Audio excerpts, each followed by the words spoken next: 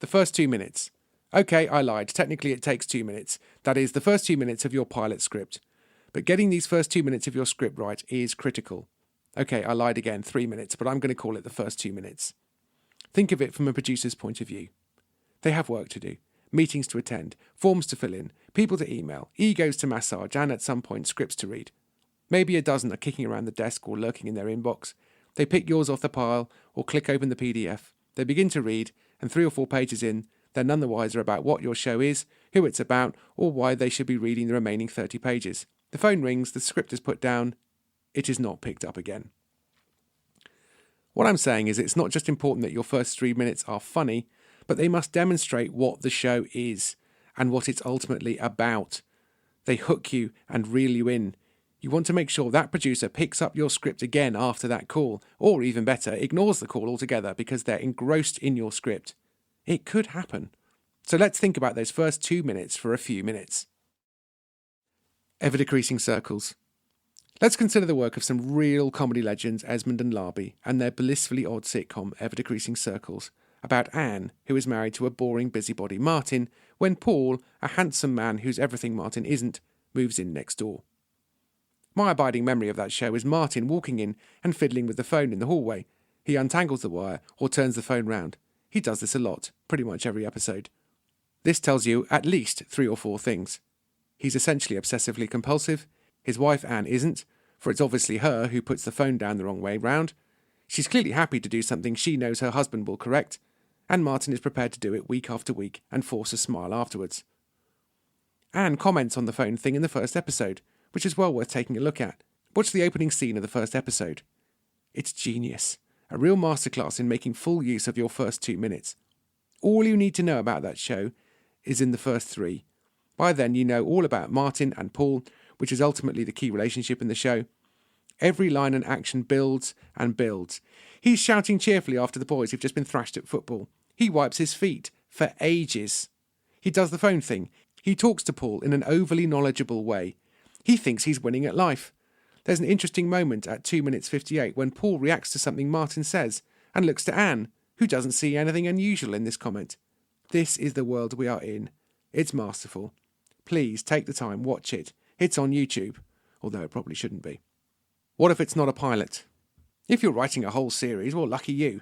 But it's still worth bearing in mind this first 2 minutes factor, since you cannot assume that your audience know the characters or can vividly remember them all, unless you're in Series 7 of your hit sitcom, in which case you wouldn't be reading this book, and if you are, can I have a job please? In a first series, I'd recommend you always reintroduce your characters. Give the audience a hand getting a handle on them. Dad's Army. I'm not a particularly big fan of Dad's Army. It's a show I greatly respect, but not one I especially find myself wanting to watch, despite the BBC's offering me continual opportunities to do so. I stumbled on an episode a couple of years ago as it was starting, the episode being Brain vs. Brawn from Series 5. I was struck by the first 2 minutes, which was very impressive from a writing point of view, and summarised the show in a little vignette. The show opens at a Rotary Club. Captain Mannering is there receiving a sherry from a waitress, who says he can only have one because of wartime rationing. Sergeant Wilson arrives, who is there as Mannering's guest. Mannering points out the president of the club and encourages Wilson to ingratiate himself with him. But Wilson turns his back to talk to the waitress, complimenting her on her pretty brooch. She is flattered and says she'll try to find him some extra sherry.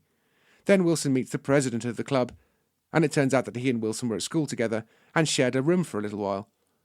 Mannering tries to reassert supremacy by saying that Wilson works for him, but Wilson and the president walk off together, leaving Mannering behind, and the president says cheerio to Mannering, getting his name wrong. The entirety of Dad's Army is summed up beautifully in that little opening scene. The 2 main characters do their thing and perform a mini-sketch with nice jokes that set up the rest of the show. The only drawback about starting with this kind of scene is that it might not be barnstormingly hilarious with a huge payoff at the end. But at this stage, a hook is as good as a huge set piece, and crucially, it shows what you can do as a writer. The producer will hopefully pick up your script after her phone call. Alternatively, there is something to be said for a different first 2 minutes, which we shall call a brilliant set-piece scene with a thwacking joke at the end.